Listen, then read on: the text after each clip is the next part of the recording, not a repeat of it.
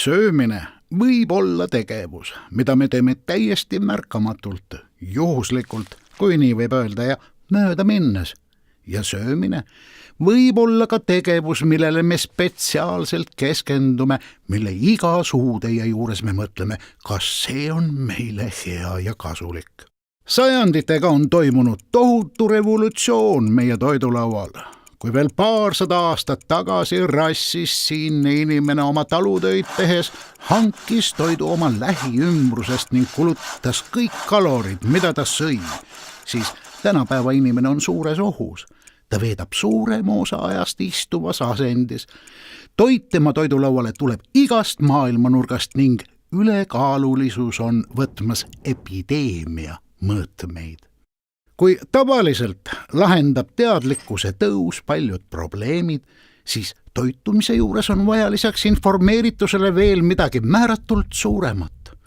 Tohutu jõud on meie harjumustel, toidukultuuril, mugavusel.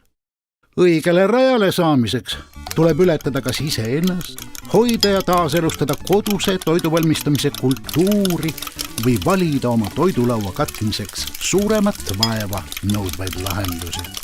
Ameerikas on üles kasvamas 3. põlvkond lapsi, kelle kodus puudub toiduvalmistamise oskus. Tulemuseks on ulatuslik kiirtoidu, valmistoidu ja tänavatoidu tarbimine. Sellega kaasnevad asjaolud, et lasteaia laps ei tea, milline näeb välja kartul. Nad tarbivad koos poest toodava valmistoiduga ülemäära palju lisaaineid, soola, rasva ja suhkrut, mis väljendub nende tänastes tervisenäitajates. Austraalias 3-kordistus laste ülekaalulisus vaid 10 aastaga. Mehhikos on aga ligi 70% lastest ja täiskasvanutest ülekaalulised.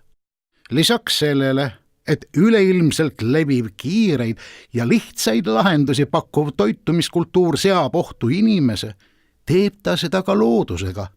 Pakendid, lihatootmine, toidu transportimine risti-rästi ümber maakera, toidu äraviskamine, põllumajanduse intensiivistumisega kaasnev kemikaalide kasutamine. Kõik selle pärandame oma lastele. Kui lisada siia veel maailma rahvastiku kasv koos ostujõu kasvuga, siis võib need tegurid mitmega läbi korrutada. Puder ja kapsad, katsu sellest läbi hammustada. Vaata, milliseid meeli see erutab, kas suudad selle alla neelata. Kuna toitumisega tegeleb meist igaüks ja iga päev, siis ei saa see sinust mööda minna. See tuleb kõik endast läbi lasta.